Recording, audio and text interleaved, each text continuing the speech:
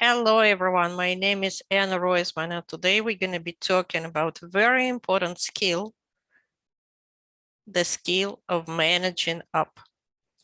I want to teach you how to lead when you're not the boss.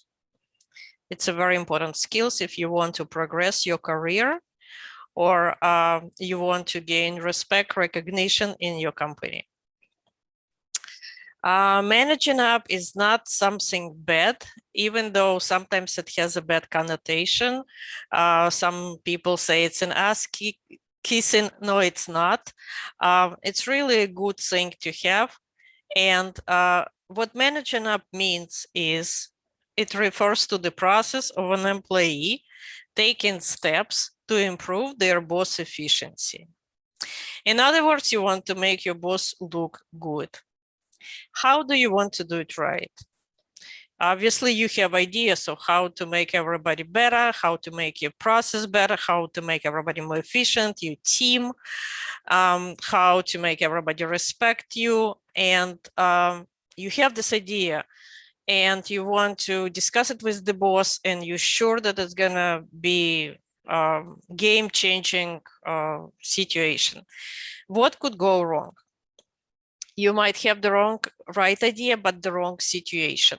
The person that you bring it to may not understand the context of, they're going to be missing the context. They may not understand what the problem is, and you're already bringing them solution. So think about the situation when you bring in this idea to people. You need to understand the environment, and you need to explain to them why your idea is really a good thing to do.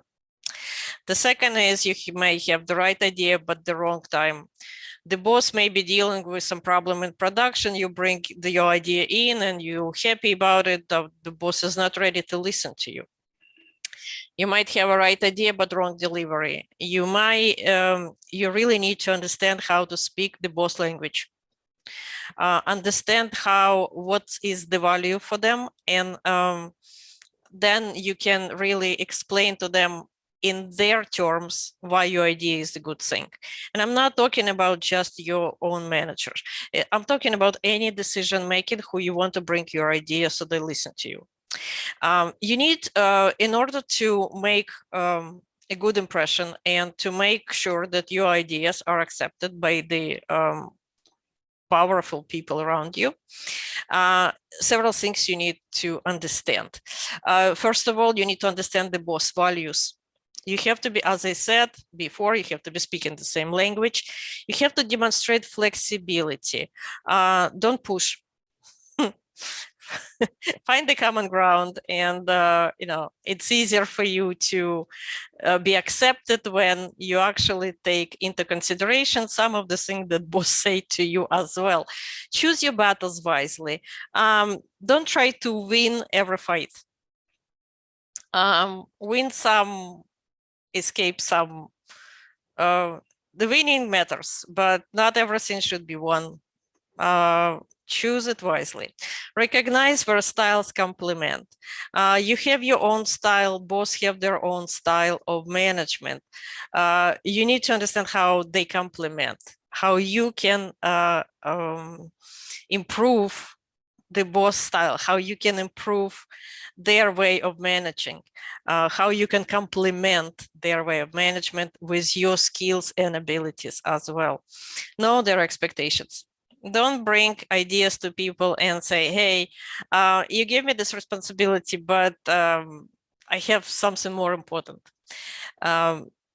Boss is expecting for you to do something. Don't drop it.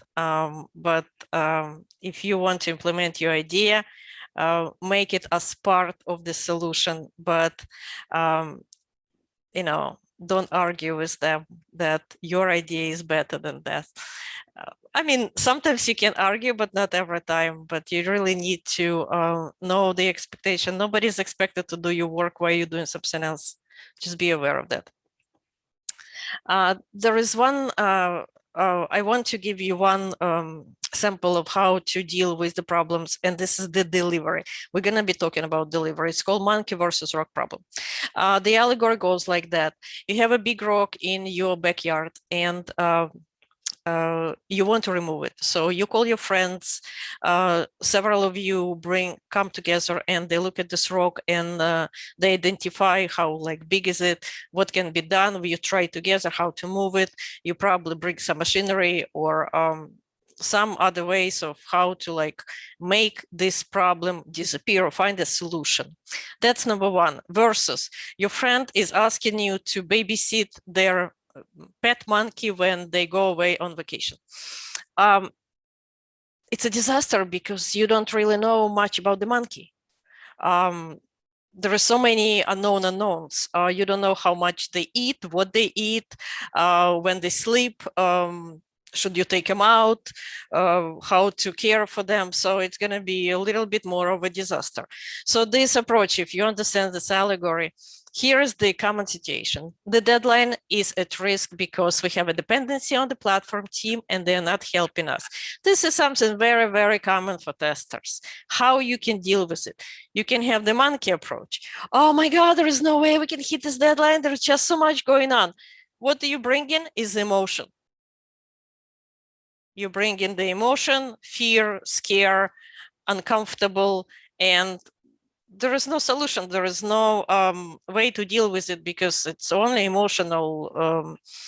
You're not sounding like you have a solution, but you kind of drop it on person and say, hey, deal with it. Versus we have a dependency on the platform team. I think it would help if you send them a message reiterating the priority of this project. What's the difference? There is no emotions. We identify the problem. We are asking to be part of the solution. Easy. Try this at home. Try this at work. Understand the difference of approaches. Who can help you to master that skill of managing up? Hey, your peers, your community, mentors, leadership books, role model, and other managers, because this is a very, very important skills for all the leaders. And I brought this wonderful conference of Test Tribe on purpose. Maybe some of you will recognize, it's called Fail Count. There was like 22 speakers talk about the failures and how to make, how to avoid the failures or how to deal with them. So don't worry if you don't know how to do something. Learn from all these people. They're amazing. They're all mentors. A lot of them are managers, so they really know and they can help you how to progress in managing up. I wish you all luck. And what's your next step? Sit down, relax, think about the next step. And really, I want you all to get better at what you do. Good luck to you.